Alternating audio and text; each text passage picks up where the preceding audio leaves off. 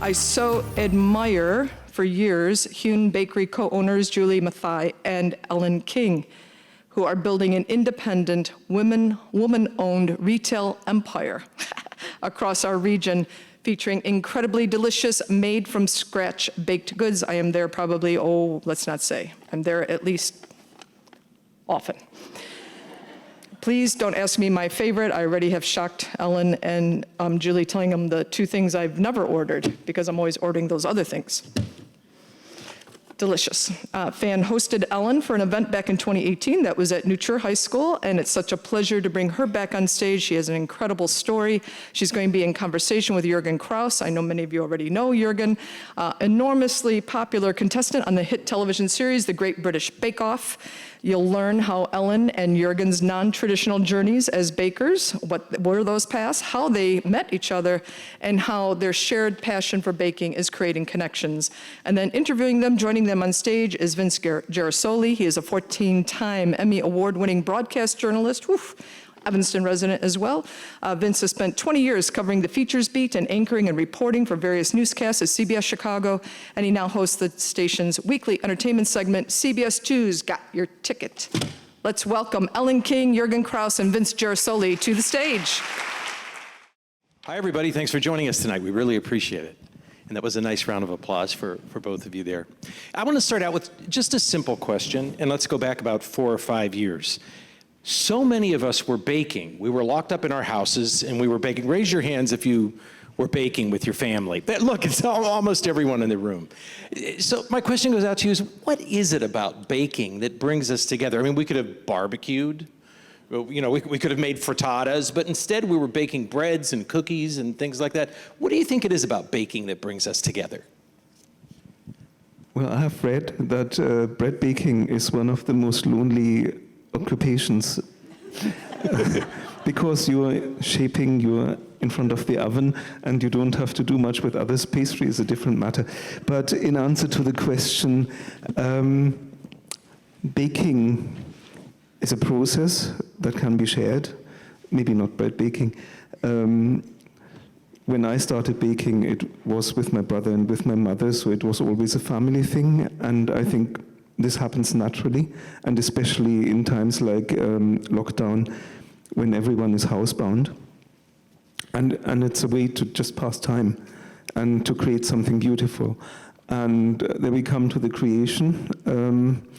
It's something that's transient in time.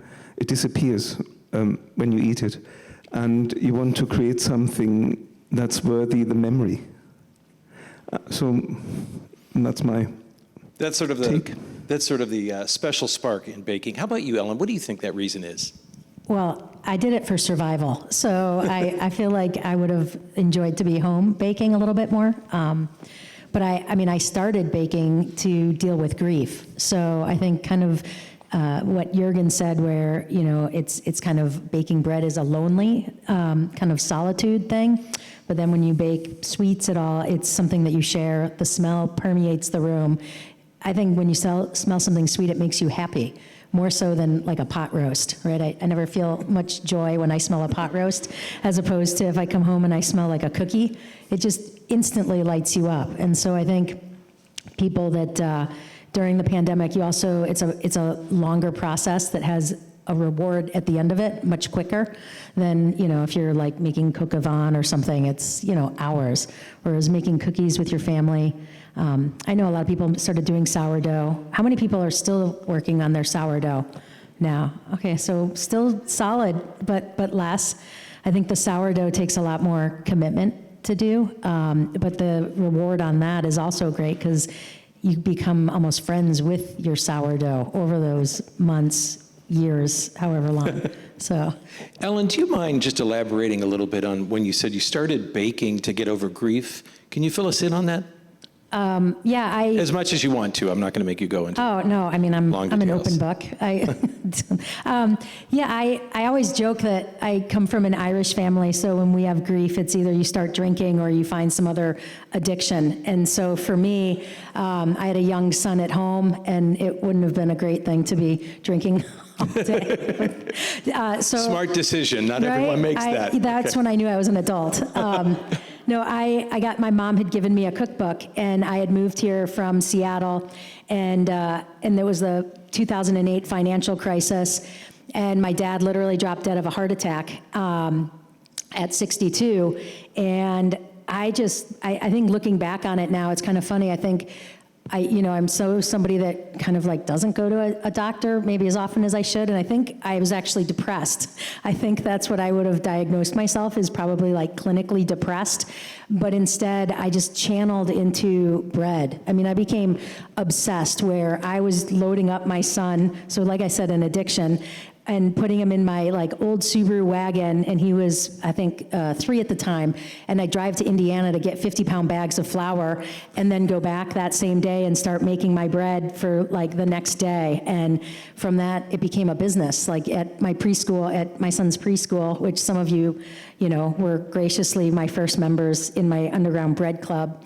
I pimped my child out to get customers, and it worked. He was the money guy, and I did the bread, and literally my business started from dealing with grief to becoming obsessed with bread to becoming a business. So it started out of my apartment, like closet, like not joking, where my HVAC is stored. That's what my starter was. So baking helped you find joy. It also helped you find peace, but then it also brightened your spirits, and that's interesting. Yeah, I mean, I think because through, like Jürgen said, bread is really, making bread in sourdough, it's a solitary process, right? It's long hours, and it's kind of quiet. There's something where you work with your hands, and you're kind of engulfed in it, and it's a challenge. And it also, there is a point where you have to keep, you're like being held accountable, right? Because for your starter, you have to feed it, but also making bread, every half hour, you're like required to do something until you put it to bed at night, and then you bake it the next day. So I feel like that kind of discipline also helped me kind of work through the grief. Jürgen, I make biscotti because I come from an Italian family, and every moment I spend making these cookies, my grandmother's standing right beside me. And you had mentioned that you were making bread with your family earlier in your life. What kind of influence was that on you as you developed as a baker?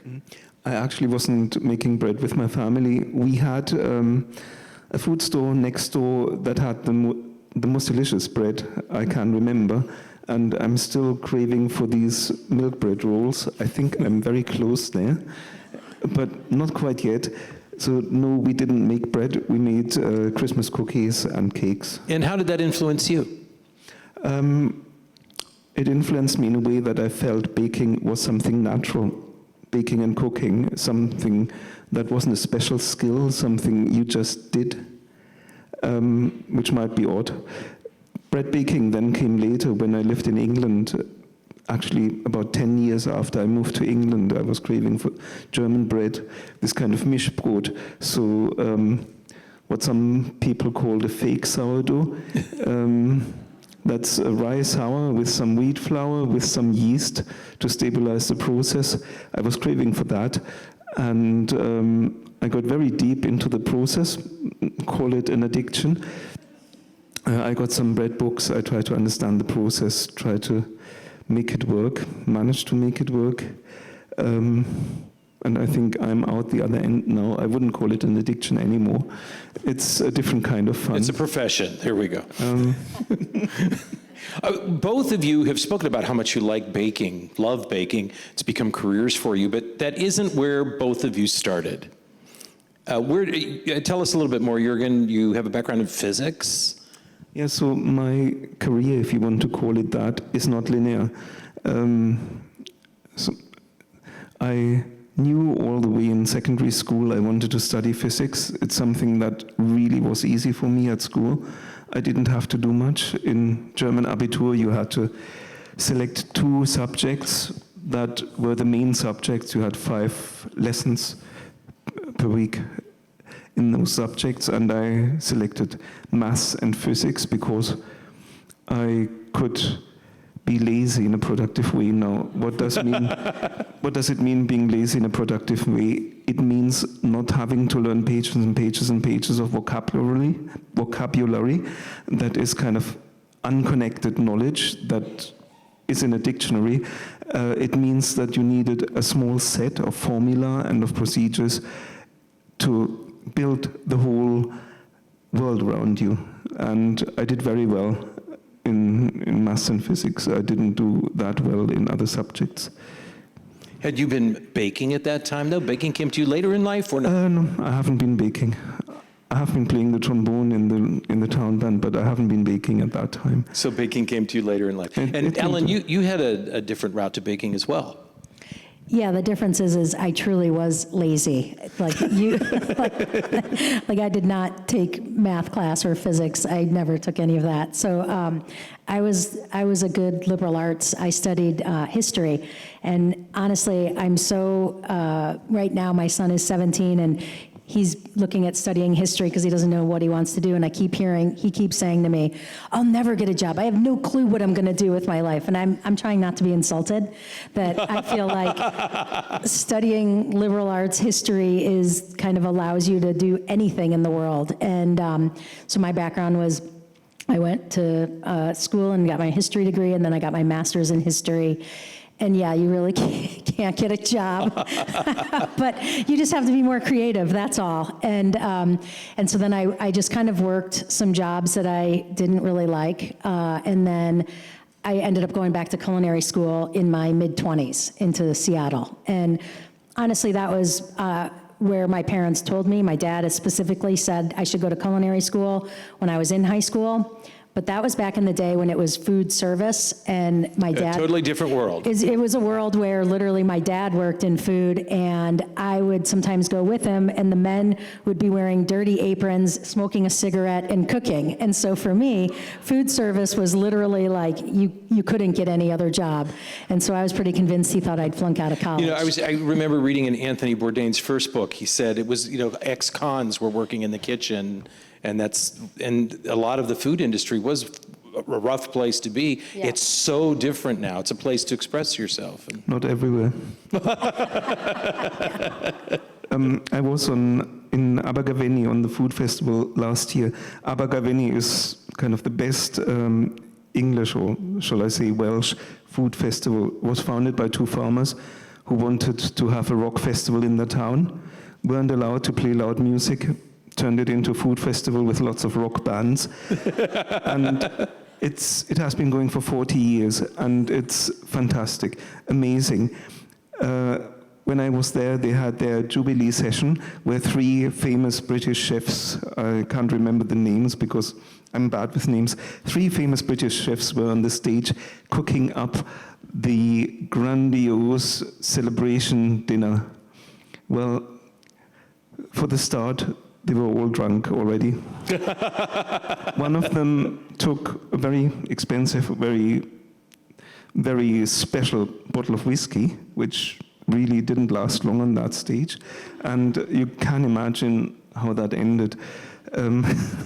Well, we are so glad that things have changed. Yeah, I don't smoke in the kitchen. Well, both of you, since you had circuitous routes to becoming bakers, but how did fate bring the two of you together? You're going to be spending an awful lot of time with Ellen and the staff at Hewn this week. Yeah, I'll answer this to Jürgen, because I don't know that Jürgen knew what he was getting into when he came to the bakery. So last year, when was that? It was in May. May, okay. So in May, Jürgen came to the bakery as a guest of one of our customers because he was in town for the Newberry Consort. Yes, they had their annual fundraiser. Newberry Concert is the best, most well-known, renowned consort for early music in the US. So he came into the bakery, and the customer who was nice enough to bring him introduced us and said, you might want to meet Jürgen. Well, full disclosure, I will say, I don't watch cooking shows because I work all day, it's too stressful.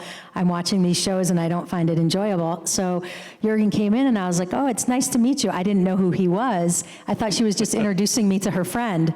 And so, and then she said, well, he's from a TV show. And then our staff knew who he were. They were all excited, and I was like, who is he? And they're like, he's in the Great British Bake Off, and he is the best one on the show.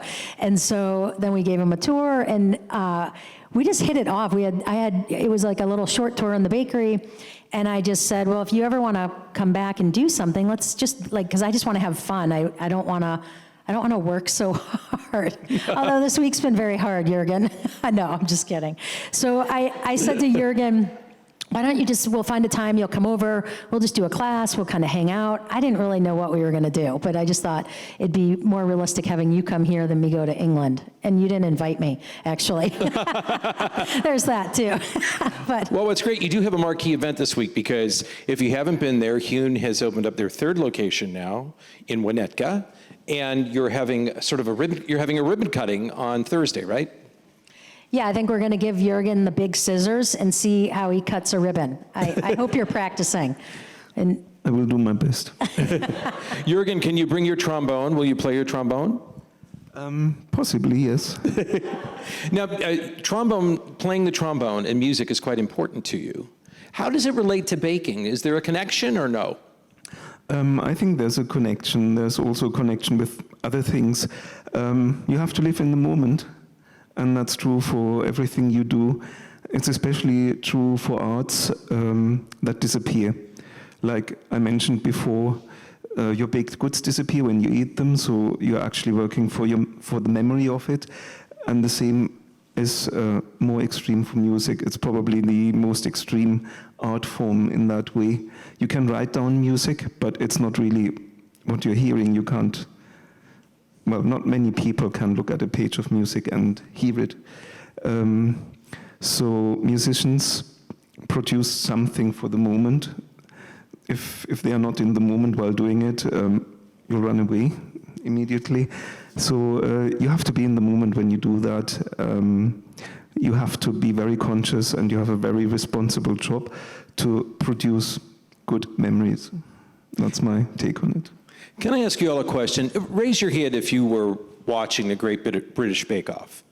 Okay, so here, we have a room full of people who are probably familiar with you. I heard the introduction to you as fan favorite, extremely popular. You have a room full of people raise their hands. They watched you on television across the pond. Ellen said that at Hune, everyone in the bakery knew who you were. What does that feel like? I mean, it doesn't seem to me that you set out to be a celebrity or a personality, and yet you have these people who call you their fan favorite. It feels great. I don't mind it. I was persuaded to apply for the Great British Bake Off before, I think in 2013. And my heart wasn't in it, and part of it was the fear of publicity. On the other hand, I enjoyed being on stage when I tried to get into early music, and I had about 2 to 3 gigs every month, and I really enjoyed that. But there was a huge break between that and my bread baking, etc. So I was worried about the publicity and what that would do with our family life. So I applied on the last second of the application period. I sent off that email. I had a mustache for November, and there were no pictures online of that. And no wonder they didn't want me there. And then years later, people still try to persuade me to apply for Bake Off. COVID came. The first lot was filmed in the COVID bubble, and I saw that the quality of that year before ours, 2020, was different. And I also saw how people related to that. And I felt myself in a place where I could deliver to the briefs that were shown on TV. So I applied. On the first day, the applications were open, so very different story. And I got the phone call 3 days later that I would get more phone calls and would be under consideration. What was the moment like when you heard that you really would be a contestant? That wasn't the big moment. The big moment was really when I got this first phone call. It was like the ground went away under my feet. The build-up to this last phone call, you are on the show and you'll get the brief for your bakes tomorrow morning. That was such a huge build-up of expectation and also of trust in my own abilities that it wasn't much of a surprise. Well, here's something we have to say, though. I can't say that I watched the program every week, but as I did my research for tonight so we could have this nice little conversation, you came out as the preferred baker of the week, or whatever the title is, 3 times. So you were fan favorite.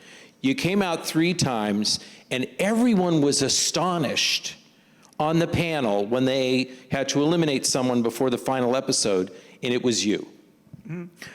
Were you astonished? Let's hear a round of applause. Were you astonished? They were all astonished. So what was going through your head at that time, and what has made you, in spite of that, continue to be fan favorite baker of the world? I think being eliminated in that way made me even more fan favorite. I think they didn't have much reason to eliminate me. I mean, they couldn't really find anything that was wrong with my bakes. If you watch the episode, there's nothing bad they say about my bakes. And they don't show them in detail, they don't show the many layers in my entremets, etc., etc. I could go on. So what kind of decision was that? Was it political? I don't know. My wife is convinced it was political. I knew I would go out in that episode before because there was some undercurrent, shall I say. The other bakers, the production team didn't notice that, but certainly there was an undercurrent from Paul. Prue was different, but she hasn't got such a huge voice. Paul is the big earner, and he earns his money for what he's doing. He is paid for being the bad guy. I don't mind him. I think he is a deeply unhappy person. Oh. And this is why you all came tonight, was to learn this. Yeah. Shall I go on? He has blue eyes, but there's an interesting video on YouTube, which I think was done in cooperation with him, about the real Paul Hollywood, and in which he says the moment when he feels happy is when he is alone in the cockpit of his vintage Formula One car. Well, that can be very revealing. Maybe he should start baking like the two of you. You know, he could bake a little bit more. Do any of you have a favorite recipe that you saw on the show and you want some behind-the-scenes advice on how to pull it off at home? Somebody's got to have one, huh? How about the Black Forest cake? Was that a tradition in your family, the Black Forest cake? Let's say eating Black Forest cake was a tradition in my family. We actually hardly made it. I think I made 1 or 2. Mm-hmm. As an experiment sort of thing. So then what does the pressure feel like when you're actually making it for a production? For me, the pressure was on mostly in the preparation. So our segment was filmed in COVID. Mm-hmm. That means we couldn't leave the location until elimination. For me, it was 5.5 weeks. We got the briefs for everything up to the semifinals. Of course, not the technical bakes, but the signatures and the showstoppers we got 9 weeks before going into the tent. On that day, after we got the phone call, you are in. Next morning, the email with 27 recipes. Wow. Was there, and we had to deliver 2 recipes every week. So that means recipe development. You couldn't copy them from somewhere. They would be checked for plagiarism. They would be checked that they conform with the brief. So that time was the most intense time for me, and going into the tent, I just felt ready to do it. Just a word how I prepared those recipes. Because it was COVID, I was still working remotely, but I took 2 days every week off. So my wife wasn't working. Well, she was working, but only 2 days a week. So we had days to go out walking in the South Downs, in the hills behind Brighton. And during that time with her and with my son, we did essentially the recipe development. I developed ideas according to the brief and discussed those ideas with the two of them. So you worked as a family. Yeah. Quite often I got my ideas through, but sometimes they said, no, you can't. No, you can't do that. That's fun. And Ellen, is that how you come up with some new recipes for Hune? Do you have? Is it a family event or? Yeah, no, it's not. But that sounds really nice. I would love to walk along the beach. Yeah, I couldn't have done it without them. And then 2 days, 3 days, just developing the idea, and then there's only 4 days left in a week, during which I had to do my IT work and do the test baking. The aim was to do at least 2 bakes of the product, and sending in photos, and it might come back from the production team, no, your idea doesn't work, or that person has published this recipe on the internet before. So there was also this uncertainty, plus writing up the recipe in the format they wanted, which took me about 6 hours every week. It's not a recipe like in the book. You had to write up all the ingredients, all the tools and stuff you need. Was it this detailed because it was COVID, or is it typically like this for the program? So these typically bakers get about 4 weeks of briefs before going into the tent, and then they have to work on the remaining ones between filming the segments while they are at home. So it sounds like not only is there the pressure to perform when you're on camera, but it's a lot of work. It's a lot of work. Well, you can't just go there and rip out those showstoppers out of your soul, out of your fantasy, because it needs a lot of preparation. Doing a windmill in biscuit, that's engineering. You need to make templates. Doing these entremets with 5 layers needs testing. Does it fit together? Are the ratios correct, etc.? So it really all takes time. Just another note about the recipes. The really hard thing about these recipes is that you have to write them like a script for the cameraman. They have to know at what point you do strange stuff. Put it in the oven, take it out, put this powder or that liquid into your bowl.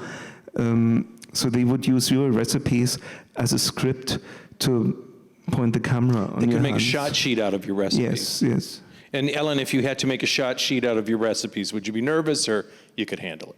No, I think that would be horrible. Yeah, that would be, it sounds really hard, stressful. It is the best preparation if you ever want to write a cookbook. I could have probably learned something from you.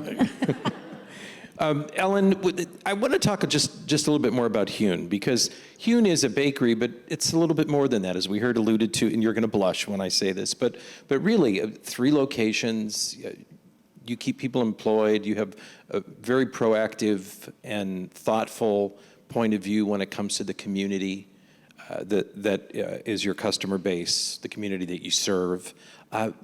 Do you think baking sort of leads to those thoughts and leads to that point of view? Is there something about baking that connects you to a community maybe more so than some other businesses?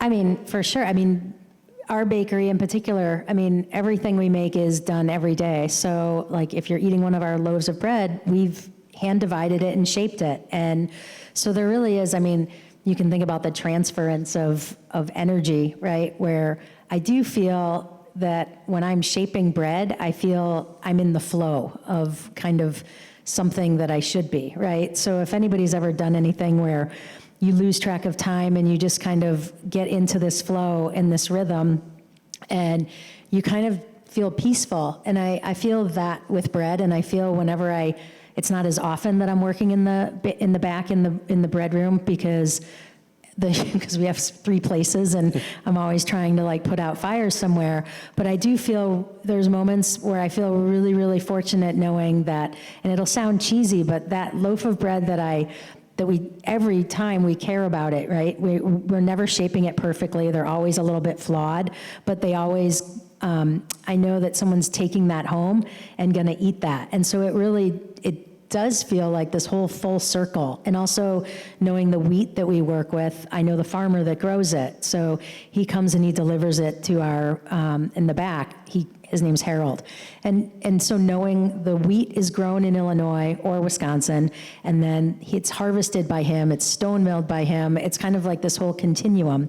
Now, I'm not in your kitchens when you're eating the bread, but there is this idea of like, we're passing bread to you to share with your families. And, someone on the way in talked to me about the challah that we make and how, it's really important to them every Friday to have it. And so we've kind of been a part of these traditions now that are important. And we saw it in the pandemic, how important it was. Like, it's like our job took on even more, like a much more kind of weight where, seeing customers coming, it was like they weren't connecting with a lot of other people or businesses.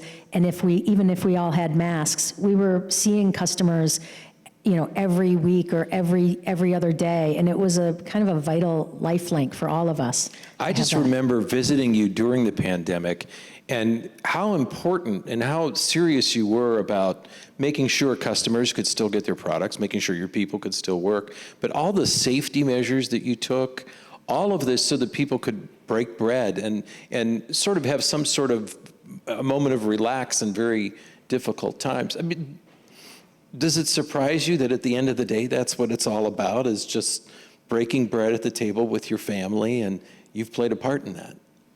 Yeah, I mean, I feel very, not every day, but I do feel really fortunate that I do what I do, and I get to, heck, even be up here. It's really amazing to meet people through food and be able to, have people come here and, I know everyone's here for Jürgen, but and that was clear. I saw all those hands. Everybody's watched that show. So now I really have to go home and binge watch these seasons. But it's amazing how food does bring people together and brings people out, and it reminds us of what is important in our everyday life, and that is eating and connecting and reaching out to people that you don't know. And, I think that's pretty amazing that food can do that.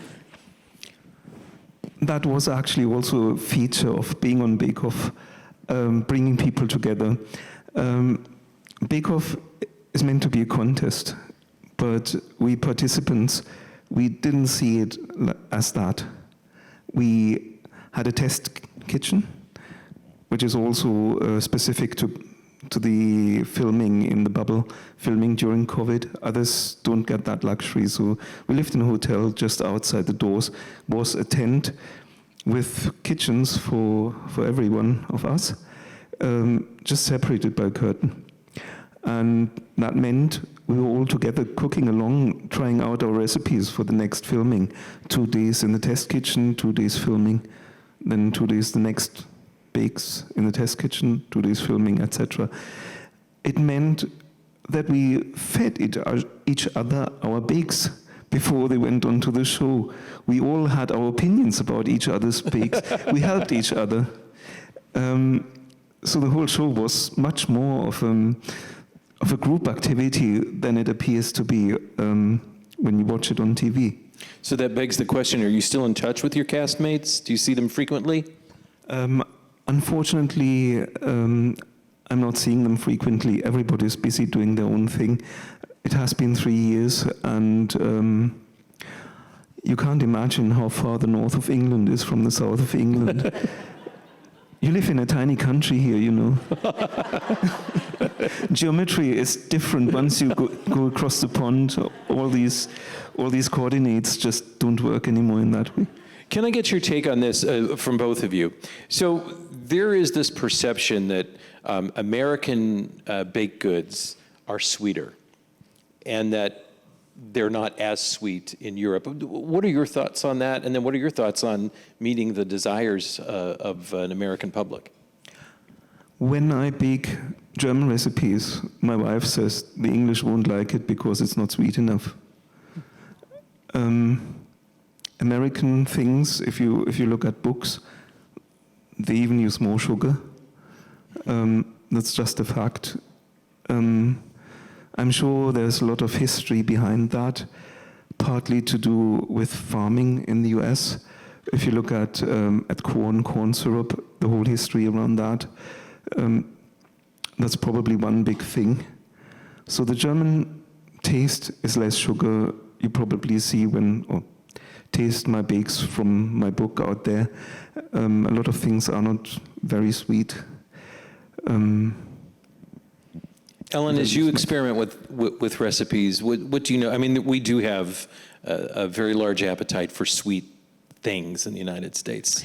I mean, at our bakery, we really try not to over sugar everything. If you notice, like we don't shellac with icing, and we try to, not, I mean, yes, it has sugar, but I don't like things super sweet, and so we try and not overdo it. And like our breads, obviously none of them have any sugars in them at all. There's no oils, sugars, or anything. And mentioning about high fructose corn syrup, we use just sugar, and it has to be cane sugar. We don't use beet sugar.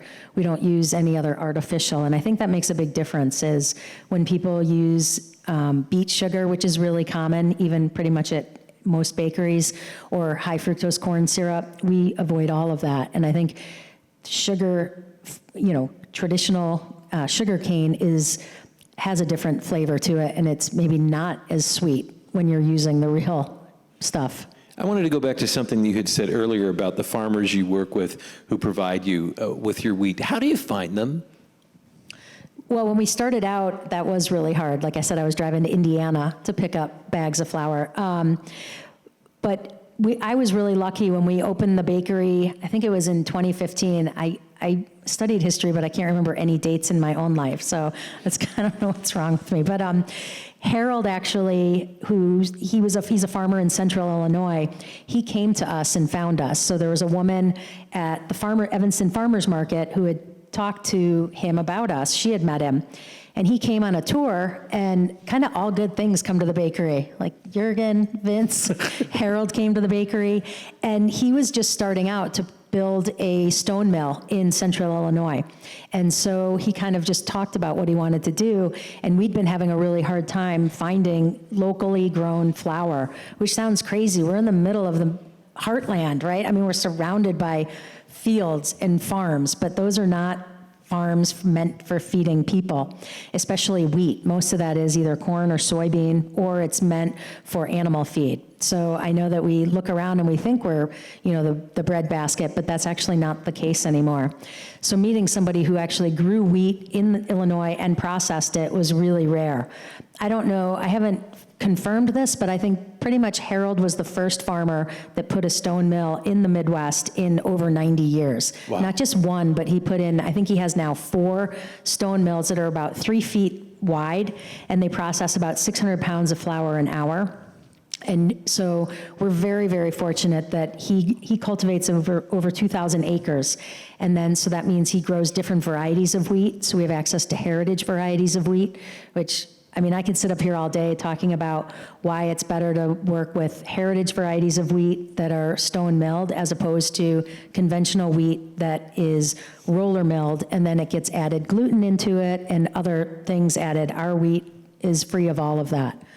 And we know, we get to go down and see the harvest pretty much every year. And Harold, we're very involved with the whole process, which is pretty amazing. You mentioned having studied history. How does that play into being a baker? Does it at all? I mean, the name Hune, that came from grad school. So I got my master's in American history, but it was working on the coast of Maine doing historic preservation, and we were looking for hand-hewn beams. And that name just kind of stuck with me in my early 20s. And so I feel like, you know, some people wonder what their graduate education got them. I think it was a pretty good deal, because at the time, University of Maine was pretty cheap. And so I got the name Hune. And also what I got for that is just kind of like this love of like learning and digging into something. So something as simple as, you know, looking at wheat and being like, I wonder, where does that grow in this country, and what variety is it that was brought over by the Mennonite farmers to Kansas? And so, like, you know, I started kind of like digging into old agricultural journals to learn about heritage varieties of wheat.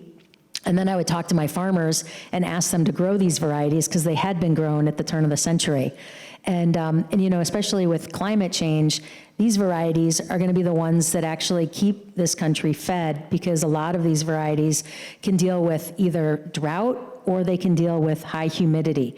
So we're going to have to go back to using different varieties of wheat that have been grown for thousands of years throughout the world. And so having bakeries like ours that know how to work with those grains and adjust to it is super vital. And we're just kind of at the cusp of that. I feel like I talk about this, and so I know people glaze over, but it's No, I don't think this crowd's glazing over. Okay. Enjoying every second of Because it. I could go on forever, and then I realized that they should cut my microphone.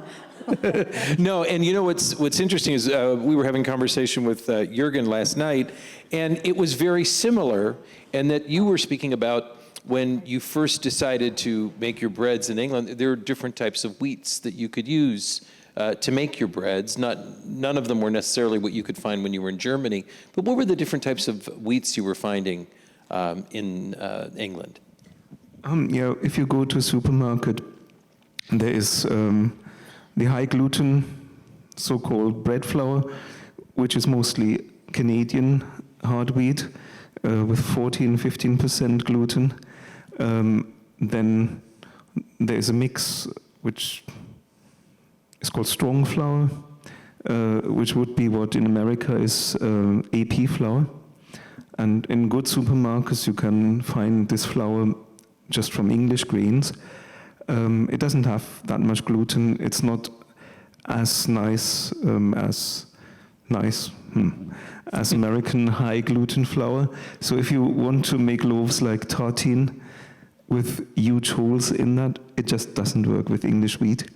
And the wheat I really love is wheat from a stone miller. English grains, heritage grains usually, that get stone milled, and I buy that wheat in 25 kilo sacks, and it's just so much more tasty, so much more flavorful than anything else you can buy in the supermarket. I tried American flour. I tried Bob Red Mill. What was it? Bob's Red Mill.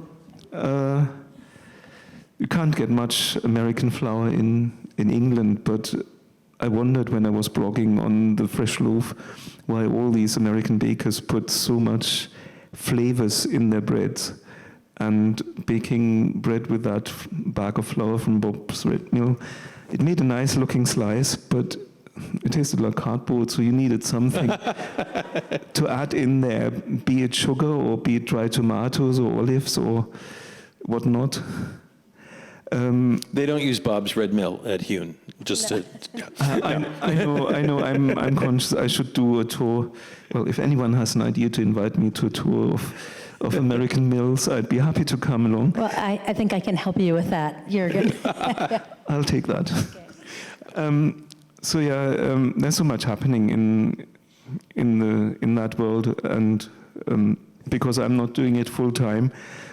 Sometimes I have to practice trombones, sometimes I have to develop recipes, and sometimes I have to do IT work. And you have to actually earn a living there, yeah. Pay the bills and that sort of thing. But yeah, I'm very interested in learning more about that. Can I ask you another question, Jürgen? So you have this background in physics. Now, I'm one of those people that, like, I think I'm a very good cook, but I can't bake at all. I mean, like, because I think you can cook in the kitchen and you can make a mistake, and the precise measurements, the temperature, none of that matters as much as when you're baking. Now, am I imagining that, or do you find that to be true?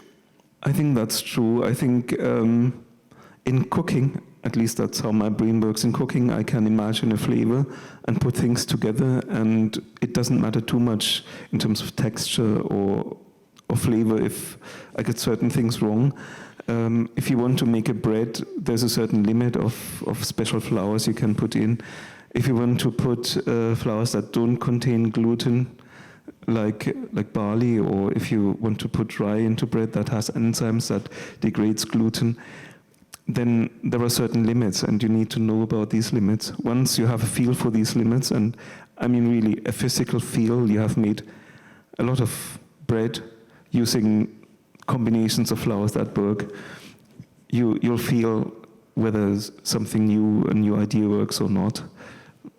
Do you see it like that? Well, because I mentioned I was really bad in math and physics, I think of pastry is very exact. Bread, I feel like, is a lot more forgiving, and I think that's why I kind of flock more towards bread baking as opposed to pastry, but don't tell the pastry chefs at the bakery. They think I like shaping croissants, but I don't like doing all the mixing. But, you know, Jürgen, he was earlier, before we came, he was playing music with my son, and it was really pretty amazing to watch him kind of coach my son on how to play the French horn in a different way. And it just reminded me of, you know, bread making is, when you look at a recipe or a formula, it's like sheet music, right?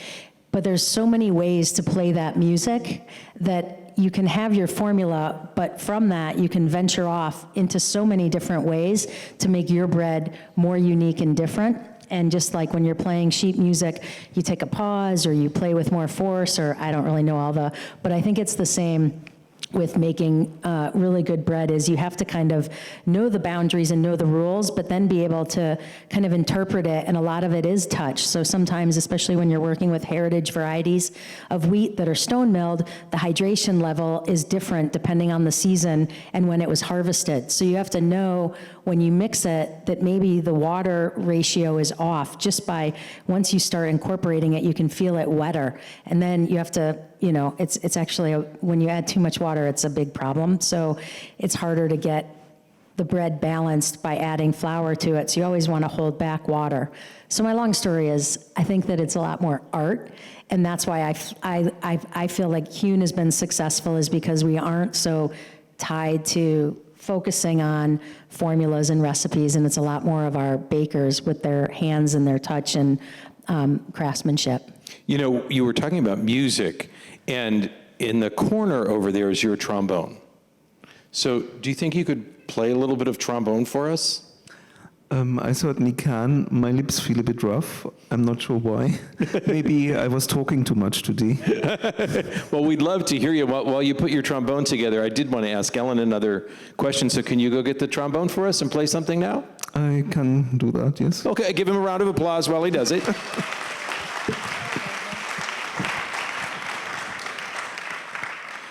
And what I think is do you take a step back every once in a while, Ellen? Because you and Julie opened Hune. It was the Polar Vortex. The first one. Yeah, the first one. Right. And now you have 3 establishments. And I imagine in the beginning, you were on a street where there weren't that many stores. It wasn't like it was a high traffic street. Did you ever imagine that Hune would become, for both of you, what it's become today? No, and I think, honestly, if we knew half the stuff, we probably never would have opened the bakery, so it's probably good that we don't live looking in the rear.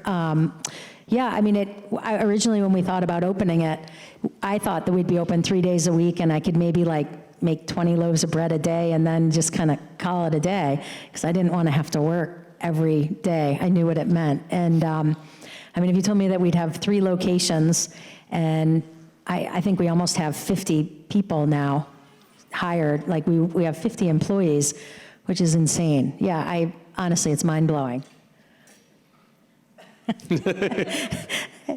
No, I think, I just think it's wonderful how, just a love of baking, something that you said, you came to in a moment of grief, and it's grown into something that means something in so many people's lives, your product, but also you're employing people and making a difference in people's lives too. And so 50 people, it's just wonderful. Julie's in the front row. That's why I keep looking over here, Yeah. because she's. Let's have a round of yeah. applause for Julie. Yeah.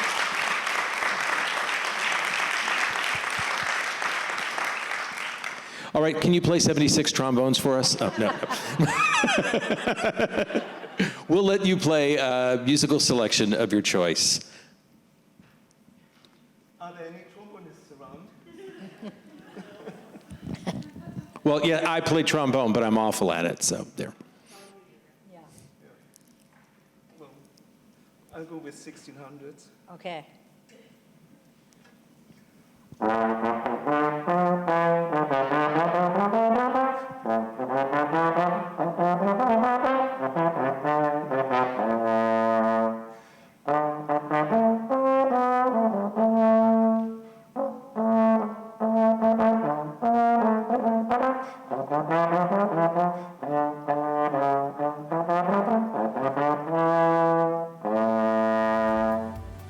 That was beautiful. Thank you, Jürgen.